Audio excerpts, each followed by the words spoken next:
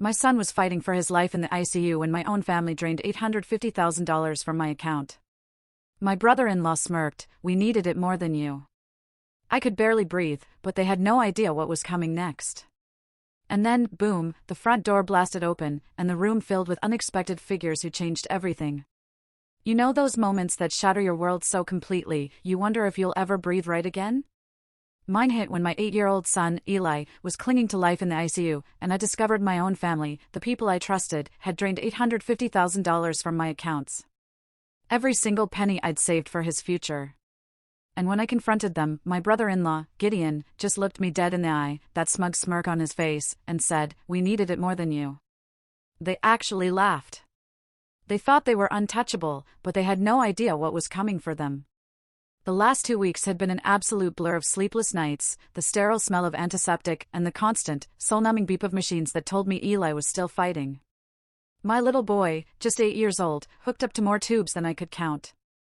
I'm a 39-year-old single dad, running my own small design business, but none of that mattered. All that mattered was that Eli kept breathing, kept fighting. Every dollar I painstakingly saved over the past decade, every late night, every client I bent over backward for, it was all for him. It was our safety net, our promise that no matter what life threw at us, we'd be okay financially. That belief was the only thing keeping me upright as I paced those endless hospital hallways. Then, out of habit, or maybe a desperate need for reassurance, I pulled out my phone. I wanted to check my balance, to confirm that I could handle whatever monstrous bill was coming next. The app opened. I blinked once. Then twice. My stomach dropped like a stone. Checking account, $0. Savings, $0. Business account, also $0. For a moment, I honestly thought it was a mistake. I refreshed the screen. Tried another card. Same thing. My hands started to shake, the walls of the waiting room felt like they were closing in. My pulse was roaring so loud in my ears, I barely registered a nurse calling someone's name down the hall. I forced myself to dial the bank, my voice a strained whisper as I gave them my information. The woman on the other end was so calm, so infuriatingly neutral, as she told me my entire life had just been erased. "Yes, sir, I see several transfers overnight. They were authorized from a recognized device linked to your account." "No," I choked out, my voice cracking.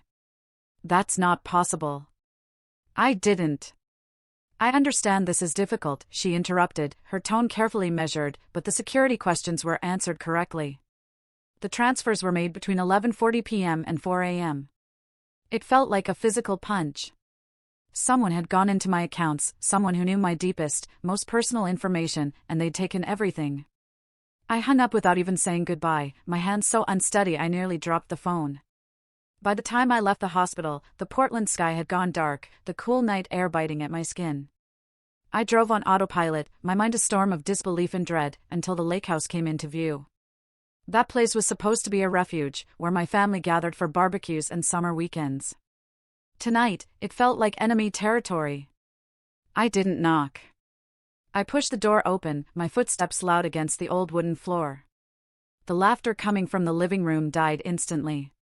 Gideon was sprawled on the couch, a whiskey glass dangling from his hand like he owned the place. Serena, my own sister, sat next to him, her eyes darting between me and the floor, her body shrinking in on itself. "Where is it?" I demanded, my voice sharper than I intended, the words raw with pain and fury. Gideon's lips curled into that smug little smile I've hated since the day I met him. "Well, hello to you, too." I took a step closer, my fists clenching at my sides. "Don't play games with me. My accounts are empty. All of them. Where's my money?" He leaned back, taking a slow sip of his drink before answering. "We needed it more than you." The words landed like a physical slap. My ears rang, and for a moment, I couldn't even process what he'd said. "Excuse me?" I managed to choke out. Serena finally spoke, her voice barely above a whisper. "Don't make this about you." I laughed, but it came out hollow, a desperate, broken sound. "Don't make this about me?" $850,000. My son is in the ICU fighting for his life, and you drained me dry. How is this not about me? Gideon shrugged, as if the conversation bored him. You'll figure it out. You always do. The rage simmering inside me threatened to spill over, but I swallowed it down. I wasn't going to give them the satisfaction of seeing me break. My world was burning, and they sat there in their comfortable little bubble, sipping whiskey like they hadn't just destroyed everything. I took a deep breath, forcing my voice to steady. Then you won't mind what's coming next. They exchanged a glance, and Gideon let out a short, dismissive laugh. Serena gave a little chuckle too, like I was some pathetic joke they'd already heard before. Smug. Untouchable. But then I saw it. Just for a second, a flicker of something in Gideon's eyes. A tiny crack in his mask.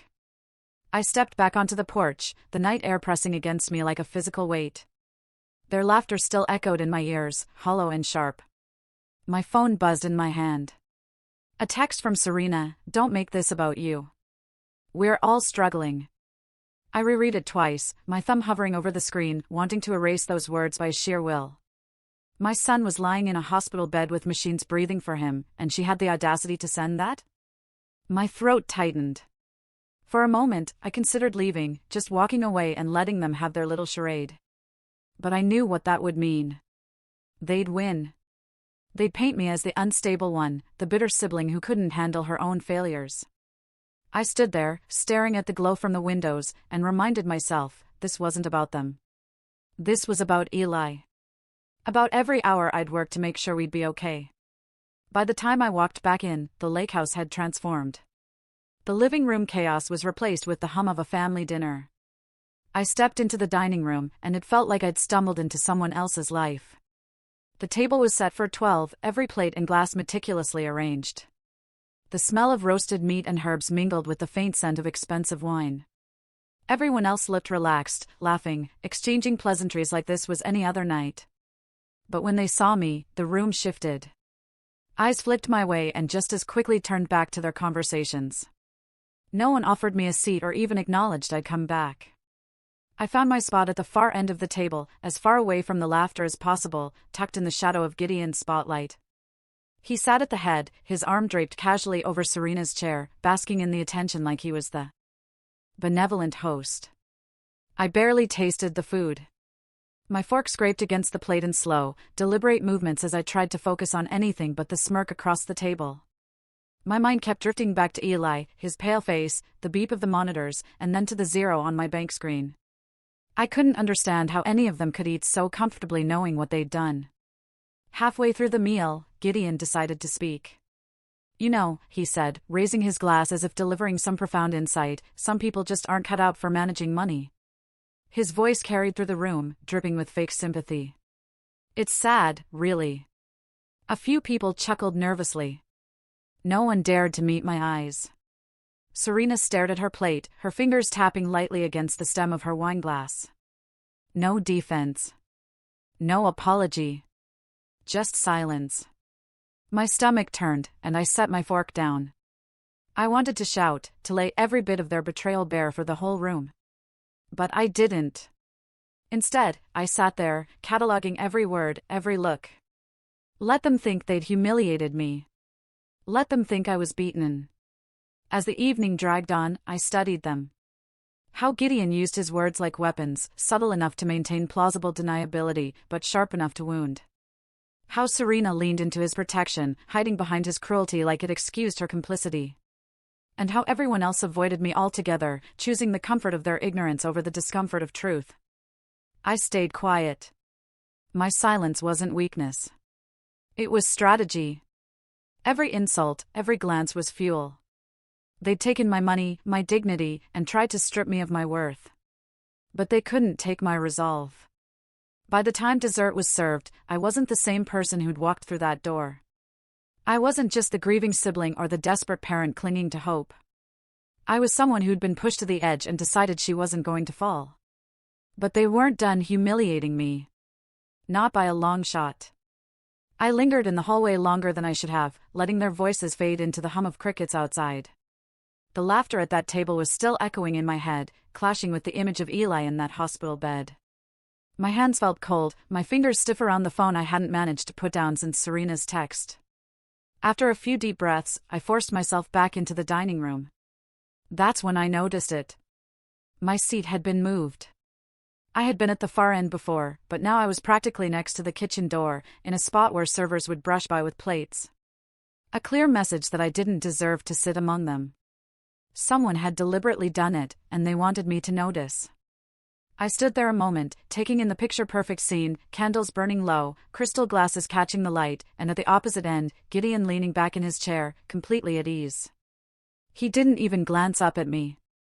Every scrape of a fork against china, every muffled giggle from the other end felt choreographed. I'd never felt so visible and invisible all at once. They didn't need to shout or point fingers. This was more cutting than any screaming match. It was a quiet, calculated humiliation that told me exactly where I stood, outside of them. I slid into my new spot without a word, the chair creaking as I pulled it in. My hands itched to grab my bag and leave, but I stayed. Maybe it was pride. Maybe it was because I knew walking out would be exactly what they wanted. Then I saw it. A familiar glint caught my eye, reflecting the low light from the chandelier. Gideon raised his arm as he gestured to someone across the table. And there it was, on his wrist. My father's watch. For a second, I couldn't breathe. The Omega wasn't just some accessory. It had been my father's. The one he'd worn to every meaningful occasion. The one he'd handed to me 2 days before he passed away. I could still hear him saying, "This stays with you. It's part of you now." And here it was, on Gideon. I gripped the napkin in my lap so tightly that the fabric twisted in my hands. He tapped the face of the watch as he laughed at something one of my uncles said, like he knew exactly what he was doing, like he wanted me to see it. Through the blur of conversations and clinking glasses, my pulse roared in my ears. I replayed that moment in the hospital when my father's hand, frail and cool, pressed that watch into mine. How could Gideon have it now? The dinner dragged on in a haze. I didn't taste the food. I barely heard the small talk. All I could focus on was that watch and the dull, suffocating ache in my chest. When dessert was served, I stood abruptly, muttering something about needing air. My feet carried me to the hallway where the buzz of voices dulled. I didn't wait long. Serena slipped out a few minutes later, her heels clicking softly on the wooden floor. "Why does he have Dad's watch?" My voice was low, but it came out sharper than I intended. She stopped mid-step, but she didn't turn to face me. "It's just a watch," she said quietly. Too quickly. "No," I said, stepping closer. "Don't do that. Dad gave it to me. He told me it was mine. So tell me why your husband is wearing it like some trophy." She glanced back, her expression unreadable. "You always make things so difficult," she whispered. "It's just sharing the family legacy. You need to let things go." Let it go? I could feel my heart pounding in my throat. First the money, and now this. Do you hear yourself? She wrapped her arms around herself, suddenly small, like she was retreating into his shadow even when he wasn't there. "Please, just don't start something tonight." "Not here." Her words weren't a defense. They were a dismissal, a plea for me to stay quiet so everyone else could keep their illusion of harmony intact. I didn't answer. There was nothing left to say. I walked back to the guest room, the one they'd stuck me in at the farthest corner of the house, and sat on the edge of the bed. My hands were still trembling, but now it wasn't from shock. It was rage, simmering under the surface. My father was gone, my savings were stolen, and my own sister had chosen to stand by while her husband paraded around in something that was never his. That night, I stared at the ceiling for what felt like hours. I thought about Eli, about my father, about how easily they'd erased me from everything that mattered. And I made myself a promise, I wouldn't let them erase me. Not as a daughter, not as a mother, not as anything. But the watch wasn't the only thing they'd stolen from me. I didn't sleep.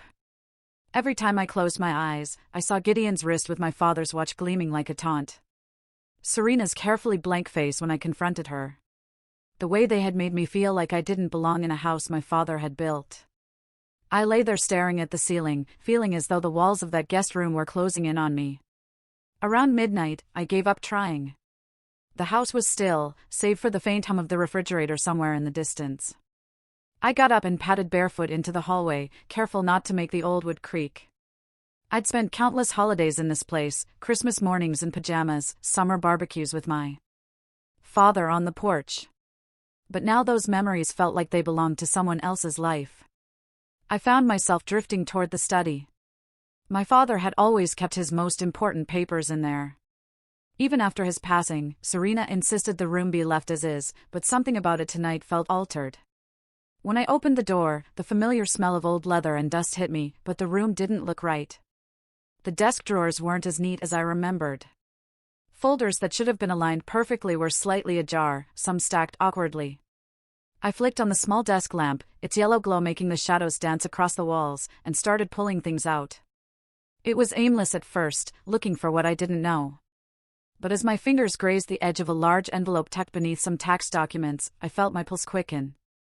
My name was on it, written in my father's unmistakable hand. I slid it open, my fingers shaking slightly. Inside were estate documents, updated ones. At first, I thought my tired brain was misreading them. But no, the words were clear. The notarization dates staring back at me like an accusation. My father's original will had ensured I received a share of the lakehouse, along with part of his business assets. He told me himself. But these papers stripped me of nearly everything. Key properties, liquid assets, even parts of the family business. Quietly reassigned, all in Serena and Gideon's names. My throat tightened, and I had to sit down before my knees gave out. I read through each page, my heart pounding louder with every line. The dates were months after my father's funeral. It didn't make sense. He couldn't have signed these. He was gone. The realization sank in like a stone in water. They hadn't just taken my savings. They'd taken my inheritance. They had tampered with the one thing my father had left to ensure I'd be okay. I wanted to scream, to wake them up and demand answers. But the house was silent. And in that silence, I felt something else settling over me. Fury, yes, but also clarity. They thought I wouldn't find this. They thought I wouldn't fight back. I sat there for what felt like hours, the papers spread out on the desk, my fingers tracing my father's signature. Whether real or forged, I didn't know yet. My chest ached, but my mind was sharp, clearer than it had been in days.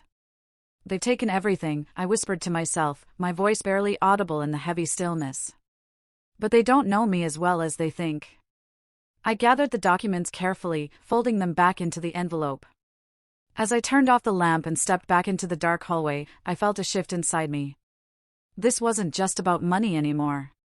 This was about erasure, about them rewriting the story of my family without me in it. And they weren't going to get away with it. And then, as if to grind me further into the ground, Gideon made his boldest move yet. The morning came heavy and gray, as if the weather itself understood what was waiting for me. I barely slept. By the time I walked into the living room, Gideon had already staged his scene. Relatives I hadn't seen in months were gathered on the couches, some perched awkwardly on the armrests. Gideon stood in the middle like a master of ceremonies, a manila envelope in his hand. That same smug curve on his mouth. "Glad you're here," he said, his voice syrupy and loud enough for everyone to hear. We were just about to clear the air. My stomach nodded. I didn't like his tone. Didn't like the way Serena stood behind him, arms crossed, gaze fixed on the carpet as if she wanted to disappear. He opened the envelope with theatrical slowness, like a man about to unveil a great truth. "You've been saying I took your money," he said, glancing at me. "But here's the thing. That's not how it happened." I didn't respond. I couldn't. He held up a document, flipping it toward the room. "You all should know," he announced. "She voluntarily entrusted me with $850,000.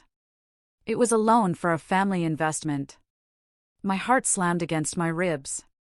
He walked toward me, waving the papers. "Your signature is right here." And there it was, my name, my handwriting.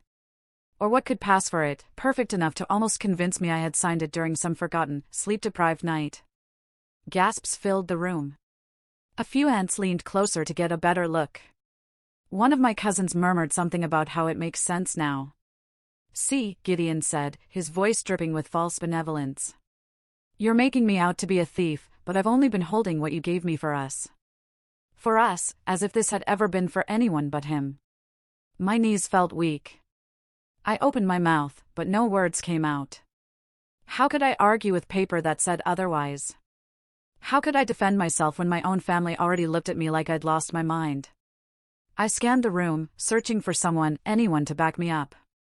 Serena wouldn't meet my eyes. She just stared at the floor like a child caught in a lie. And that told me everything I needed to know. You forged that, I managed, my voice barely above a whisper. Gideon chuckled, a sharp, dismissive sound. Of course, you'd say that. That's what people do when they regret their decisions. They rewrite history. The room shrank around me. I could feel their judgment like a weight pressing into my chest. A few relatives exchanged wary looks, and I knew what they were thinking. Maybe she really is unstable. Maybe Gideon is telling the truth. I wanted to scream, to rip the papers from his hands and set them on fire, but I didn't. I couldn't. My throat closed around the words.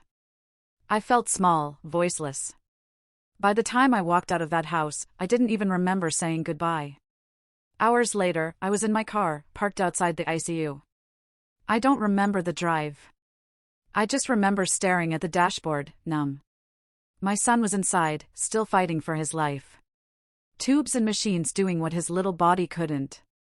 And here I was, stripped of everything, my money, my dignity, even my place in my own family story. I don't know how long I sat there. Long enough for my tears to dry on my cheeks, for my breathing to slow to that hollow rhythm of defeat.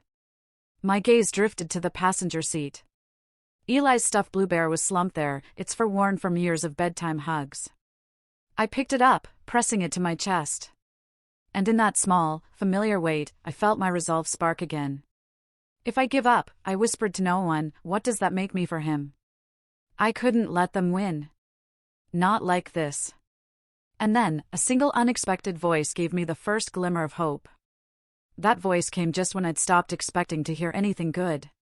It was late evening. The ICU waiting room cast in that eerie glow of fluorescent lights, with a constant hum of machines somewhere beyond the double doors. I had been sitting there for hours, head in my hands, numb from everything.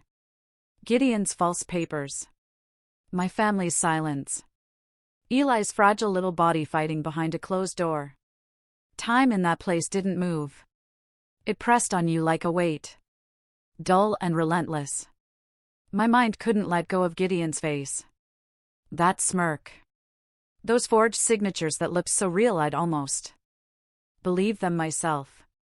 I kept replaying the scene in the living room over and over, each time thinking of a sharper comeback, a way to make them hear me. But every imagined response fell flat, because in the real world, he'd walked away with everyone's sympathy and my life in his hands. I didn't notice Marcy until she was sitting right beside me. Hey, she said softly, like she wasn't sure I'd even want to hear her voice. I blinked at her, disoriented. Marcy was my cousin, the one who always stayed out of family drama, the one who smiled at holidays and avoided anything resembling conflict. She wasn't supposed to be here. I couldn't just sit with it, she said quickly, her eyes darting toward the hallway as if making sure no one else followed her. I had to tell you what I know. What do you mean? My voice came out hoarse, like I hadn't spoken in days. She twisted her hands in her lap. Gideon, he likes to drink late at night. Whiskey, usually. And when he does, he talks too much.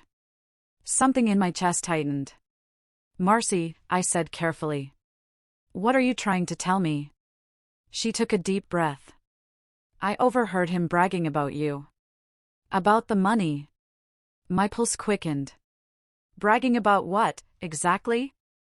She leaned in closer, lowering her voice to a whisper. He said he drained your accounts. Said he forged the papers so no one would ever believe you. He laughed about it. Said you'd handed him the rope to hang you with. His words, not mine. The room tilted for a second. I gripped the edge of my chair, trying to ground myself. And Marcy added, pulling out her phone with shaking hands, I recorded part of it. I didn't know what to do with it, but I couldn't stay quiet anymore. She slid the phone across to me. My fingers felt clumsy as I pressed play. There it was. His voice, that lazy, arrogant drawl. She's too naive to fight back. Signed everything like a good little mark. Asterisk, he laughed, like ruining my life was some kind of sport. It was him. No question. I stared at the phone for a long moment before I looked at Marcy. Why are you telling me this now? Her eyes filled with something that looked like guilt. Because I should have said something earlier, and because you need help. I know someone who can give it to you. An old college friend of mine, Drake. He's a legal investigator. He deals with people like Gideon for a living. For the first time in weeks, I felt air fill my lungs fully. A way forward. Marcy must have seen it on my face because she touched my arm lightly. You don't have to do this alone. That single sentence hit harder than Gideon's lies ever could.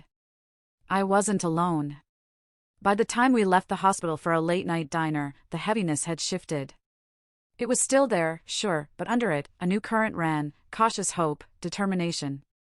We sat in a quiet booth, nursing bad coffee, while Marcy laid out what Drake could do: gather evidence, track financial trails, make all those family investments unravel in a courtroom where Gideon couldn't hide. I wrapped my hands around the warm cup, staring at the steam rising from it. I'm done being their scapegoat, I said, more to myself than to her. If Gideon wants a war, he'll get one. And for the first time since this nightmare began, I actually meant it. The first step, gathering enough evidence to bring their empire crashing down. It started with a choice: to stop surviving and start fighting. Sitting by Eli's bed again, feeling his little fingers curled around mine, I knew I couldn't afford another day of paralysis. His cheeks had more color than before. That small change lit something in me. Grief had sharpened me. Anger had given me purpose. They'd taken my money, my family name, even my father's legacy. But they weren't going to take my son's future. Marcy kept her word. 2 days later, she walked me into a co-working space downtown, a sleek room with glass walls and humming printers. That's where I met Drake. He was everything Gideon wasn't: focused, efficient, no time for theatrics. He shook my hand firmly, his dark eyes studying me like he was already taking inventory of my case. Marcy filled me in, he said, his voice steady. We can nail him, but we need airtight proof, digital paper, and ideally, his own words. That's how you win. For the first time in weeks, I heard someone talk about winning, not just surviving. He laid out the plan: retrieve a full record of logins and transactions tied to my stolen accounts, secure copies of the altered inheritance documents, and if I had the stomach for it, catch Gideon bragging on camera. He'll slip, Drake assured me. People like him always do. Over the next several days, I lived between the ICU, my apartment, and Drake's workspace. It became routine: mornings with Eli, afternoons with Drake, nights lying awake connecting dots. Watching Drake work was its own kind of education. He combed through my laptop, phone backups, even cloud accounts I hadn't accessed in months. One afternoon, he called me over. Take a look at this. On his screen was a log. Dozens of unauthorized logins to my accounts, all within a tight window. These were made from your devices, he said, pointing to the timestamps. Except you weren't the one logging in. See the IP addresses? They match Gideon's home and the lakehouse. He didn't even bother covering his tracks. I stared at the screen, part of me furious at his arrogance, another part grateful for it. Every click he made, every file he pulled, pieced together the story of how Gideon bled me dry. But Drake wasn't done. Now for the will, he said. I swallowed hard. That word still felt like a fresh wound. He explained how we'd plant a camera at the lakehouse. You stage a visit, he told me. Act like you're letting things go. Get him comfortable, and then let the whiskey do the rest. So, I did. A week later, I drove back to that place, smiling when I wanted to scream, pretending to accept Serena's shallow apologies, letting Gideon believe I'd been broken into submission. I tacked the camera where Drake told me to. Every step rehearsed in my head until it felt like second nature. 2 days later, we sat in that glass-walled office watching the footage together. There was Gideon, leaning back in his chair, drink in hand, his voice dripping with self-satisfaction. We rewrote history, he told a cousin. Asterisk the will, the assets, all of it. Finally put that legacy in the right hands. Asterisk the right hands. Asterisk Drake muted the video and looked at me. That's it. That's your nail in the coffin. I sat there, silent for a moment, letting it sink in. He wasn't just careless. He was proud. Proud of gutting my father's last wishes. Proud of destroying me. My pulse steadied. My voice, when it came, was cold and clear. They wanted war in silence. I'll give them justice in daylight. And soon, the entire family would watch Gideon's empire burn. The invitation went out 3 days before, written in my most neutral tone. We need to end this fighting. Let's meet, all of us, at the lakehouse. I made it sound like I wanted peace, like I was finally ready to bury the hatchet. It was a performance, and I played it well. By the time I arrived that afternoon, the house buzzed with a low hum of uneasy conversation. Cars lined the gravel drive, and inside, aunts and cousins mingled, their voices hushed, but eager. Serena stood by the kitchen counter, twisting a napkin in her hands, avoiding my eyes. Gideon, of course, was in the center of it all. Whiskey in hand, relaxed, smirking like a man about to enjoy a victory lap. Finally decided to talk like adults, he said when I stepped into the living room. His tone was sweet, but it dripped with condescension. I ignored the bait. Let's sit. The family gathered in the main room, filling the long couches and chairs, some standing along the walls. I took the single armchair opposite Gideon, the weight of everyone's stares pressing on me. But I held my ground. This isn't easy, I began, my voice calm but steady. But we need to talk about what's been done to me, to my father's legacy, to my son. Gideon chuckled. Oh, this again. You really need to let it go. We've all been through hard times. I didn't respond. Instead, I opened the laptop I'd placed on the coffee table. The room went still at the sight of it. Before you dismiss me, I said, you should hear this. I pressed play. Gideon's own voice filled the room. Drunken, brash, and damning. We rewrote history, he boasted to his cousin. Asterisk the will, the assets, all of it. Finally put that legacy in the right hands.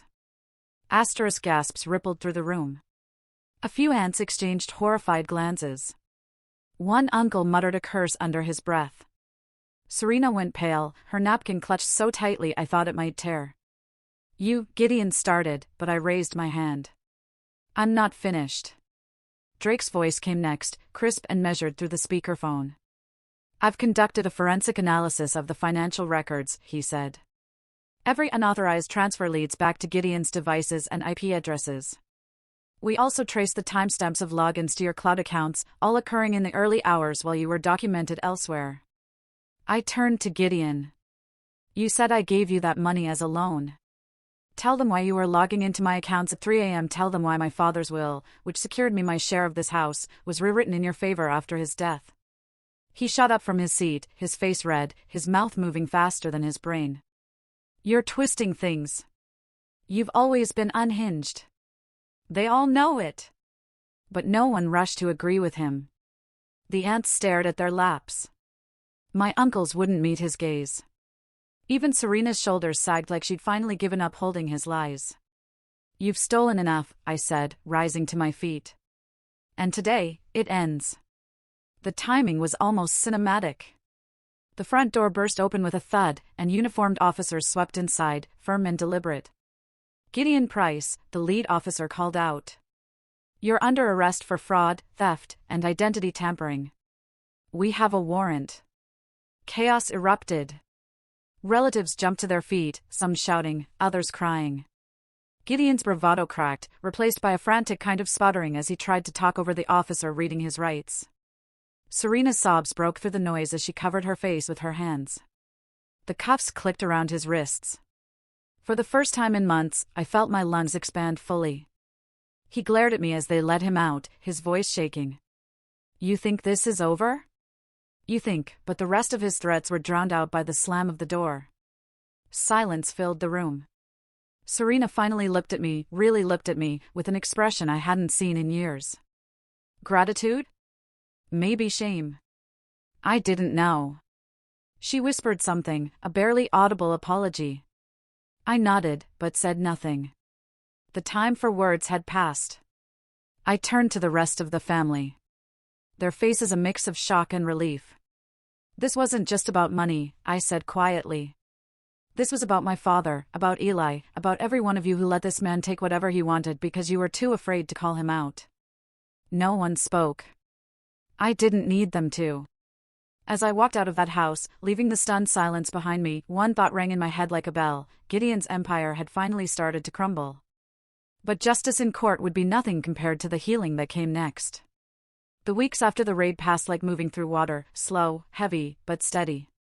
Gideon's empire unraveled piece by piece.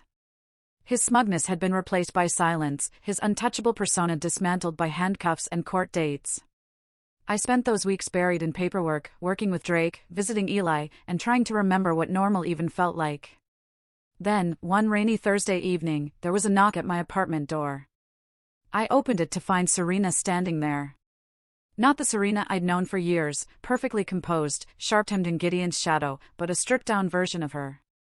No makeup, hair pulled into a limp ponytail, eyes red like she hadn't slept in days. She clutched her coat around her like armor, but it wasn't enough to shield her. "Can I come in?" she asked, her voice so quiet, I almost didn't hear it over the patter of rain on the hallway window. I stepped aside, letting her into my small living room. For a long moment, she just stood there, staring at the floor like she needed to find the courage somewhere between the scuffed tiles. And then it came, the words tumbled out of her in fragments. "I was scared," she said, her voice cracking. "I let him control everything. He told me what to think, what to say. He made me believe I'd be nothing without him. And I let him turn me against you." The weight of it pressed against my chest. This was the sister I'd grown up with. The one I'd thought I'd lost long before Gideon drained my accounts or rewrote my father's will. Tears streaked down her face as she went on. "I didn't just lose a husband," she said, collapsing into the armchair like her legs gave out. "I lost myself, and I let him take you from me, too.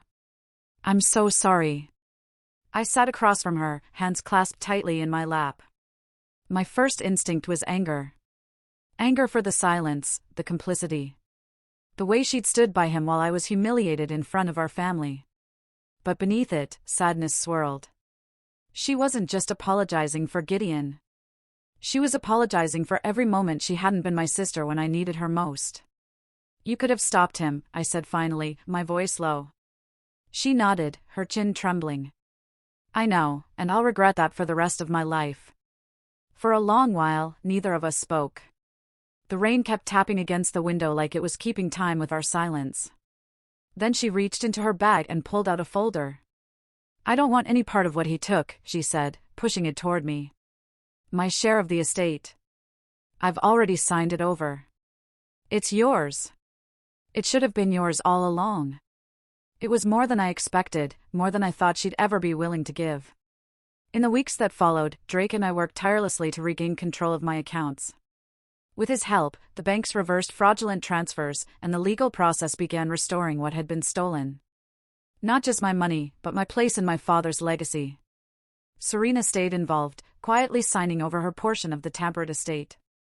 She wanted nothing more to do with the house, the inheritance, or the remnants of Gideon's corruption. And then one crisp Saturday morning, I drove back to the lakehouse. It was different without him there, quieter, lighter. The walls no longer hummed with Gideon's control. Instead, they felt like mine again.